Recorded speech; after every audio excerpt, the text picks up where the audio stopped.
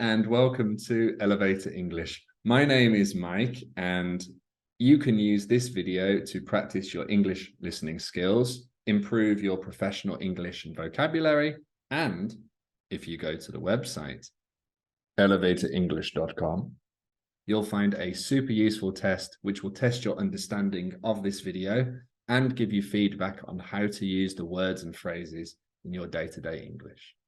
Today, we're talking to Dom. Dom is a published writer, and we'll be discussing the work he's doing at the moment, things he's worked on in the past, and where he sees the future of writing going. In this natural English conversation, you'll hear lots of examples of gerund phrases, or simply words or phrases using ing. We use these ing phrases to talk about bigger topics or to expand a topic. And if you'd like more information about these ing phrases, please head over to elevatorenglish.com for more information. You can find the link and all the information of the things we talk about in the comments below, or you're at the website already, and this is it. So, without any further ado, let's talk to Dom. Hi, Dom. How are you doing? Very well, thanks. Yeah, good to see you. Good to see you. Yeah, how are you doing? Very well, thanks. It's been a while. How's the it's been a long time. Yeah, it's been a very long time. Too long, mate. Too long. Way too long. Yeah. So how's the writing going? Yeah, it's going well. It's going well. It's been kind of like probably the busiest year, I guess, for the writing.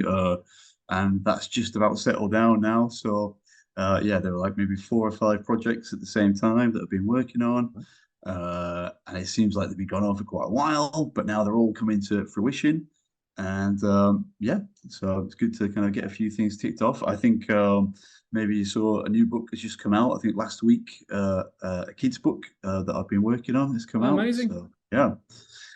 Yeah. Sorry, what's the book about? Yeah, it's called True Tales of Mystery. It's a kid's book, and it's got 3 kind of individual stories, kind of spooky, paranormal stories. So yeah, Right.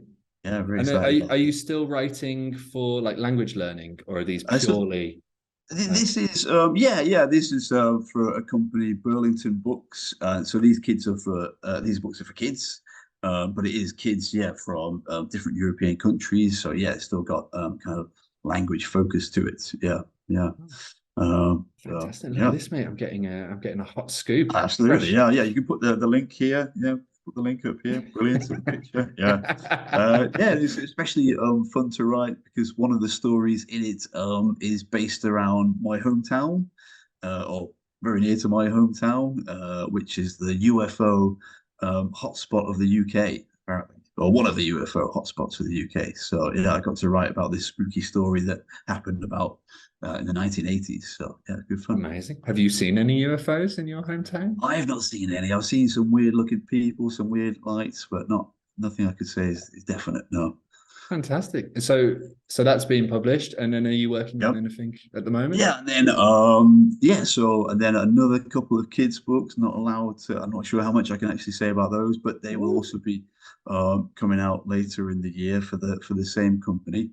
And then for Ponds, a different company which is for adult graded readers. I've got a new book coming out next month, I think, called Couch Potatoes, which is a collection of short stories all set in the UK, all just about kind of day-to-day life and general things. And that's we call it a 5-minute reader. So you're supposed to be able to read the story in 5 minutes. And cool. Very, very short stories, and on each page, about 8 or 9 of the words are translated into the language of the learner, and it's set at an A2 level, I think. So very simple writing, yeah, very simple stories, but still, very fun to write. Got to think about, little flavors of England and the UK and interesting places and the kind of things we get up to. So you're keeping busy. It's fantastic, mate. Yeah, excellent. Very busy. Yeah, very busy. Yeah. And then my own novel on top of that, which is nice to have a bit of a breather and get back to in the last few weeks. So yeah, super impressive, mate. Super impressive. How are you finding the kind of the inspiration? Like just creating so much content, so much work coming out. Yeah. I don't know. It's never been a problem. I've never, people talk about writer's block, and I've never really experienced that. But I think, a lot of people kind of forget that everything's an idea. Like for these short stories for the graded reader, I just kind of think, what have my friends been up to, or what funny stories a family member told me, or what have I been doing recently? And yeah, I just think, don't go too far to try and find these ideas. Just look around you, have a look at real life, and real life is Yeah. quite funny. So yeah. Yes, I think that's really interesting, because something that I really wanted to talk to you about was this. There's a big trend now where people are using Chat GPT to like create stories, writing stuff. And I was wondering, for me, it seems one of the big kind of strengths that people say, or the biggest advantages of it, is that you don't have to find that inspiration, right? You don't need to think so much for yourself. You just say, write a story about UFOs, and then it just churns it out. I mean, what are your thoughts on all of this? Like, where do you see this going? Yeah, I mean, I'm kind of I'm optimistic, I think, or I'm I think it could be extremely useful, especially for these graded readers that I was talking about, where you need to try to make sure the language that you're using in the story is of a certain level. That can be, really tricky. Like I was writing a story recently where they asked me to make sure I'm not using any relative clauses at all. And you think, oh, that's kind of easy. And then you start to think about it. And a lot of sentences, a lot of the way we naturally speak does involve relative clauses. I think with Chat GTP, you can just, basically tell it to exclude those type of phrases, and it will just get rid of them straight away. I had a friend who's a teacher who was talking about how recently his kids had asked for a topic that they wanted to learn about, and they were all excited about it, and so was he. But then the only type of text he could find was way too advanced, or way too high level for these kids. And so yeah, he just ran it through Chat GTP, and he said, "Can you simplify this for me?" And it did. Within seconds, it pumped out this text, and the kids were able to read it, and they were able to enjoy it. Yeah, so I guess I should be scared about that. Yeah, but I think that would be good. That would be a good tool that I could possibly use if I wanted to.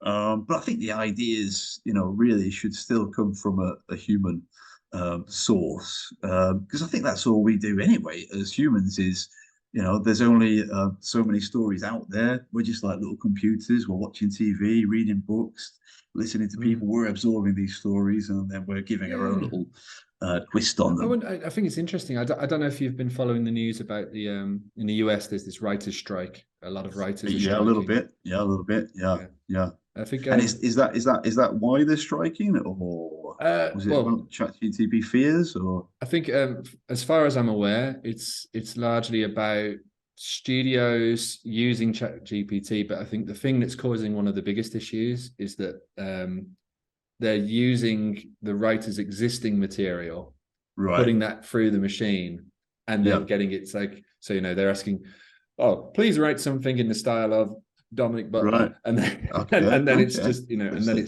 it's doing it. So it's essentially taking or stealing it directly from them. And then of course the job security is a big issue. I think there are other issues that are involved. I think there's issues around streaming services becoming more popular. That's kind of the bit that I'd heard a little bit more about. I do think there probably should be some sort of regulations about Chat GTP and this type of thing. I think they're already implementing them in schools and universities. So why not implement them in the workplace to some degree? I don't know. I say I'm not really worried, because I think it is inevitable. I think even 20 years ago, people were talking about how this is gonna happen. I've always strongly believed that as soon as we imagine something, as soon as humanity imagines an idea, it's going to come to fruition. It's going to happen. So I think I always saw it as inevitable. I think you're absolutely right, because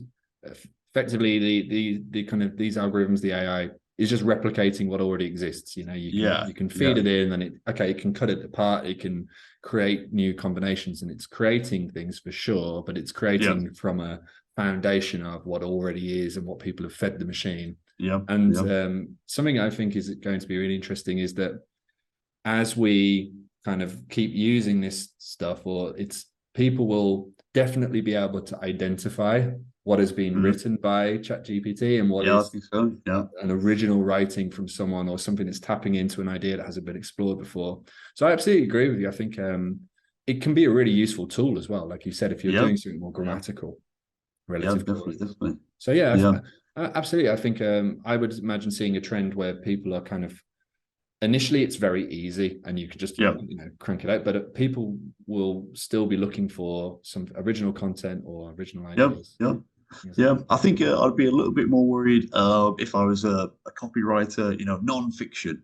I think this kind of industry is gonna kind of suffer the most. People who are kind of developing landing pages and copy for small articles and things like that. I don't know. I think maybe this could be hit a little bit harder. But fiction, I think people are always going to want to go back to humans and see what humans have experienced. And, from a more literary point of view, there's the whole sphere of literary analysis. You look back at Dickens and you think about the context of the time he was living in, his personal background, what affected him, and there's all this analysis about how did he then produce, what effect did that have on the text that he produced.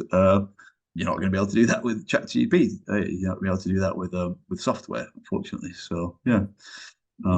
Amazing, So mate. Well, yeah. thank you very much, Dom, for the insights, for the knowledge, and Cool. No, it's a pleasure. Yeah. yeah, and it'll be. I'm very excited, mate, to see your new book. I'm going to track it down. I'd say a few more coming out later in the year as well. So yeah, and then I'll rest. I'll have a little holiday, I think, and yeah, a rest from writing. Well, it sounds like you've earned it, mate. So thank you so much, and we'll see you again soon, I hope.